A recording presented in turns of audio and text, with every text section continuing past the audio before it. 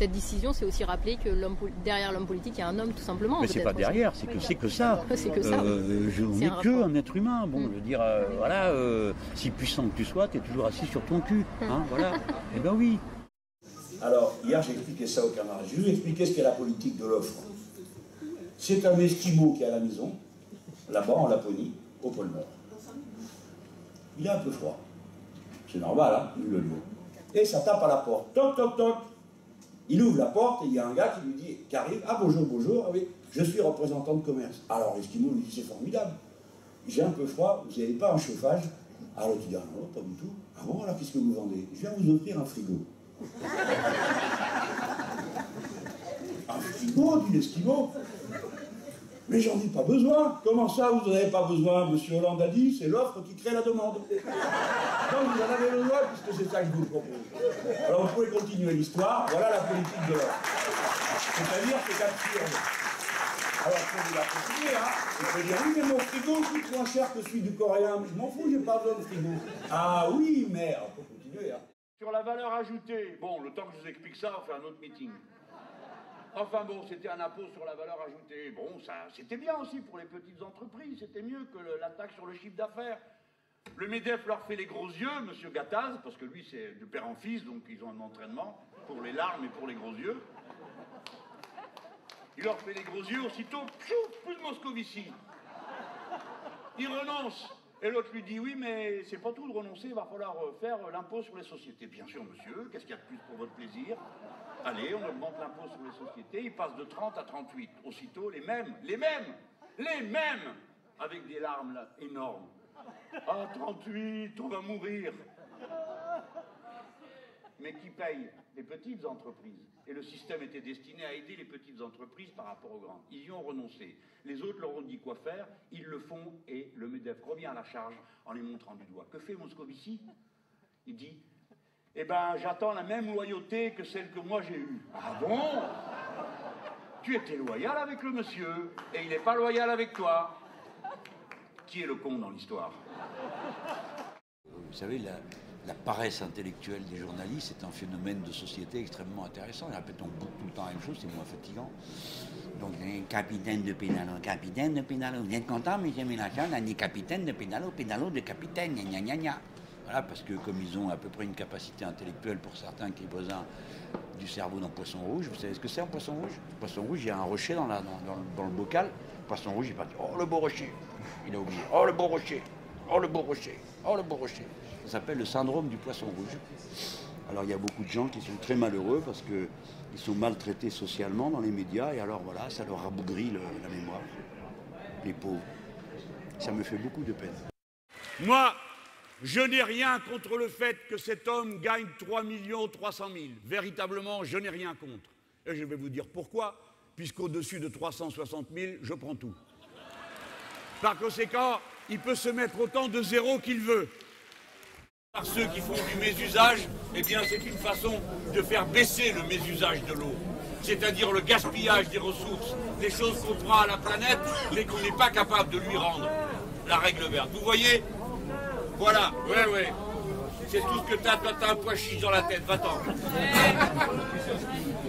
Les camarades me racontent, moi je peux plus, aller faire du porte-à-porte, de toute façon je ne peux pas vous raconter d'histoire, j'ai jamais aimé ça.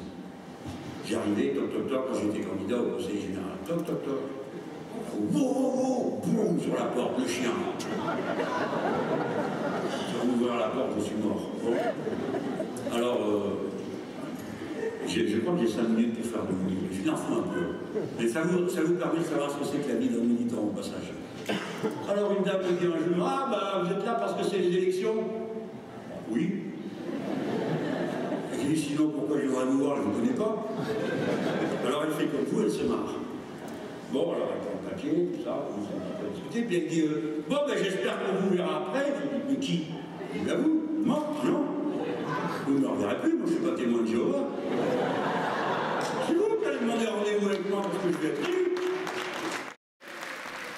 Qu'est-ce qu'il a dit Mélenchon? Oh là là, il n'a pas bien parlé, il a dit c'est un voyou. Oh, quelle horreur! Quelle horreur! Il a dit voyou. Oui, il a dit voyou. Il n'a pas dit connard. Non, il a dit voyou, c'est pire. Oh. Non, il a dit salopard. Non, c'est l'autre. Ah, là-dedans, il n'y en a pas un pour acheter l'autre, hein. Pour dire des gros mots. Qu'est-ce qui parle mal? Pourquoi il n'a pas dit ça gentiment? Monsieur, peut-être est-il immoral que vous prélevassiez une telle somme durant le temps où ces pauvres gens pâtissent. Mais je sais le faire. Je parle le latin antique, loquor latiné. Eh bien oui.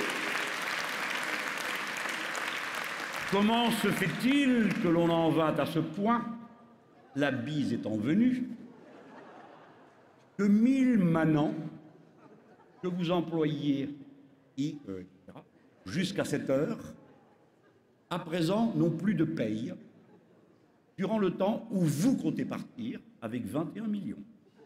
Lesquels 21 millions garantiraient 3 ans de salaire à ces 1000 pouilleux. 3 ans de salaire à 1000 personnes qui travaillent honnêtement, qui ont des familles, qui respectent leurs voisins. Et lui est un voyou immoral, un incapable, un bon à rien, qui a planté une magnifique usine. Tous ces gens, il devait bien y avoir 3 ou 4 bonnets à se coller un bonnet rouge sur la tête pour dire « Ah, notre patron !» Ils croyaient que leur patron s'occupait d'eux. Non. Et quand je dis patron, je sais parfaitement qu'il y a patron et patron. Dans un instant, je vais en dire un mot. Ça sera vers la fin qui n'est pas encore arrivé. Commençons par libérer, j'ai oublié. Libérer le mot révolution de son fatras d'imagerie d'Épinal qui n'appartient pas à la tradition de gauche, qui est en général la caricature qu'en ont fait nos adversaires. Alors, les hommes hirsutes et à moitié nus qui bondissent avec des femmes dépoitraillées sur des barricades en se tirant des coups de fusil avec les autres et qui rêvent d'aller se flanquer des coups de bâton, ça n'a jamais été le programme de la révolution socialiste nulle part, à aucun endroit du monde. Je vous dis ça pourquoi? Parce que vous n'avez qu'à regarder le tableau de cet hypocrite de Delacroix, hein, pour vous faire une idée de comment les bourgeois arrivent toujours à refiler leur camelote. Alors vous voyez, la liberté qui dans le peuple la bonne mine, elle a déjà perdu la moitié de son corsage. Pourquoi faire? Pourquoi faire? Pourquoi elle doit être à moitié nue pour avancer? Mais c'est pas ça le plus étrange. Il y a un gamin avec 2 revolvers. Vous le trouvez sympathique, vous, parce que vous avez lu Victor Hugo. Vous croyez qu'il s'agit de Gavroche. Mais au moment où le tableau est peint, il n'y a point de Gavroche. Il y a donc un gosse qui porte 2 revolvers. Bonjour la liberté, qui arme les enfants. Mais le pire de tout, c'est le premier plan. Vous avez là, devant la barricade, un type qui a perdu son pantalon et qui est à poil. Comment on perd son pantalon sur une barricade? Comment on fait pour avoir perdu sa culotte et son pantalon devant une barricade? Mais quand même, si vous observez attentivement le tableau, vous voyez dans un coin monsieur bien mis avec une belle lavalière qui porte fort noblement un sabre et un fusil. Lui, c'est le bourgeois. Et on a tout de suite compris que ce Delacroix est une sorte de Montebourg de son époque.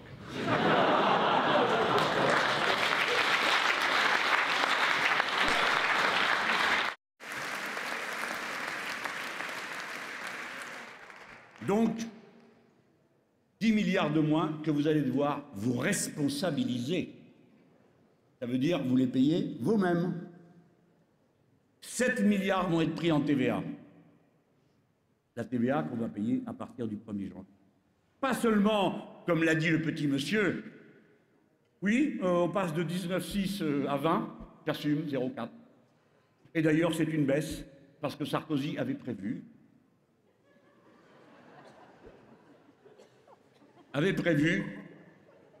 21. Alors, bon, les gens, ils sont là.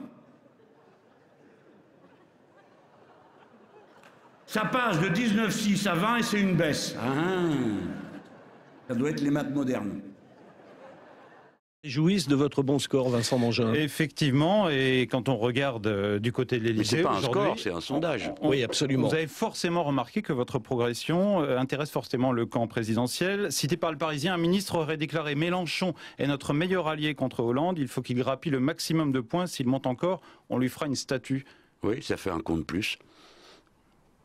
Ben, tout ça est absurde, mais tant mieux, je veux dire. Je préfère qu'il dise ça. Pourquoi? Parce que de cette manière, on ne me voit pas m'avancer.